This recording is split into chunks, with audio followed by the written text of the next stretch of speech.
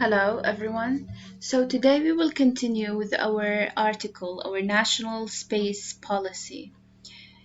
So, we said that in the previous video that NASA's research and inventions uh, do not only benefit the space exploration, but also benefit us as humans in different fields.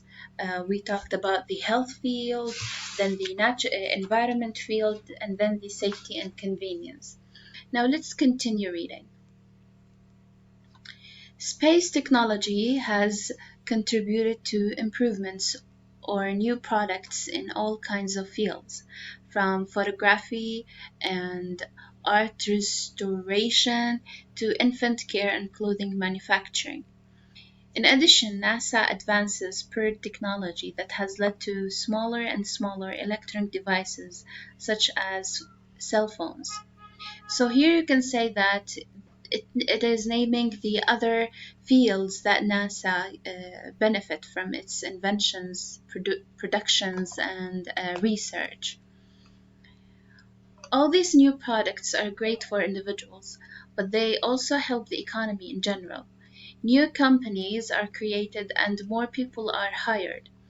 Of course, part of their paychecks goes to buy more things in a way, then some of the money spent on space exploration makes its way back to us all. So here arose this question: how do the new inventions mentioned on these pages help the economy?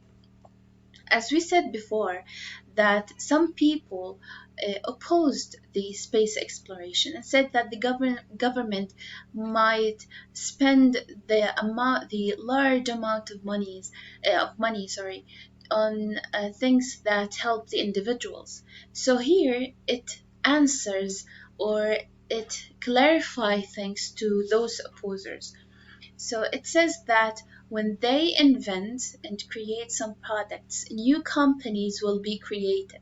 Okay, in these companies, more people are hired, and when are hired, they will get money and paychecks, by which they will buy more things.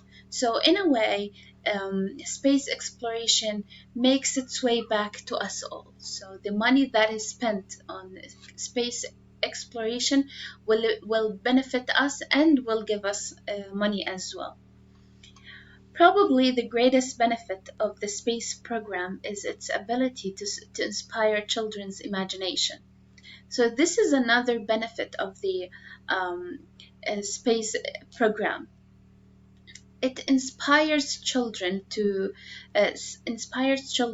imagination, how they will make devices that we cannot even imagine today.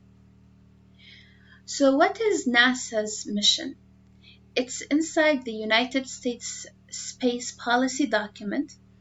These are the guidelines that were given to NASA by President Obama.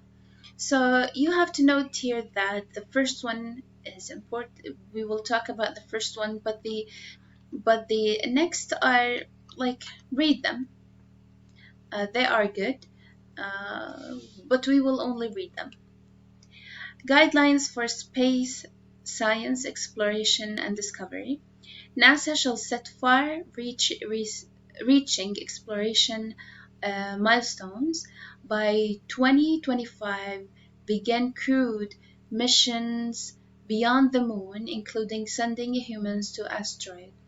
By the mid-2030s, send humans to orbit Mars and return them safely to Earth. So here it answers this question: what is the next mission to space according to the National Space Policy? The next mission is to so the next mission is on 2025, is to go beyond the moon and to an asteroid. What is an asteroid? Asteroid is a space rock. Let's move to this part, it's very important. Going to an asteroid. Did you notice the goal of sending humans to an asteroid by 2025? NASA is also working with the University of Arizona on a mission called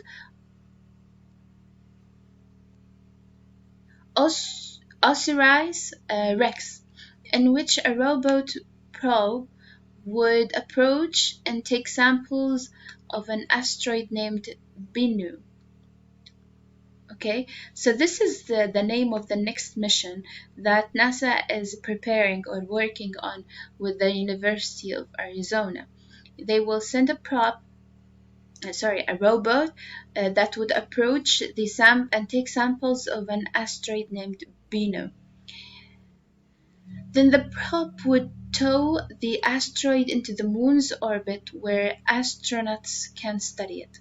So it will drag the asteroid into the moon's orbit so that the astronauts will study it. Bennu is 500-ton asteroid in a near Earth orbit. That might sound enormous, but Bennu is small enough to burn up in Earth's atmosphere. It's very small that it can burn in the Earth's atmosphere.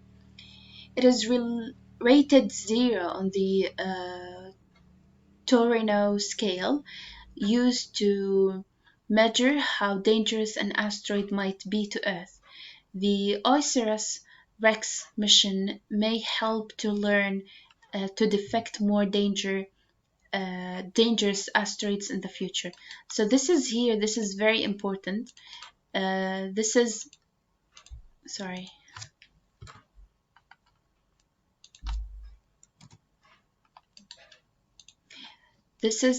We can highlight this as the importance of the OSIRIS mission. It can help us to learn to detect more dangerous asteroids in the future.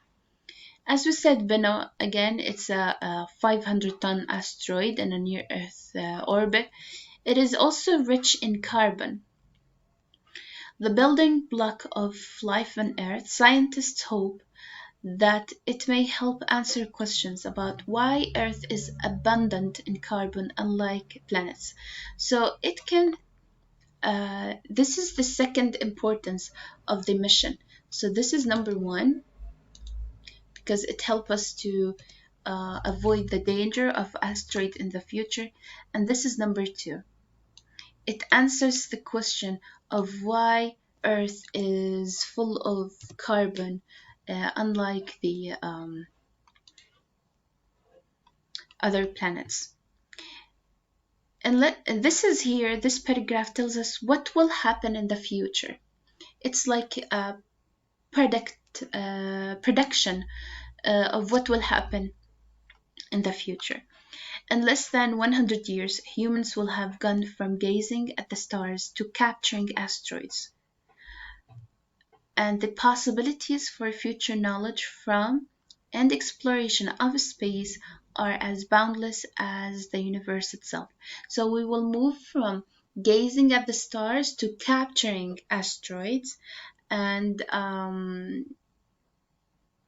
we will have there are possibilities for future knowledge and exploration of space.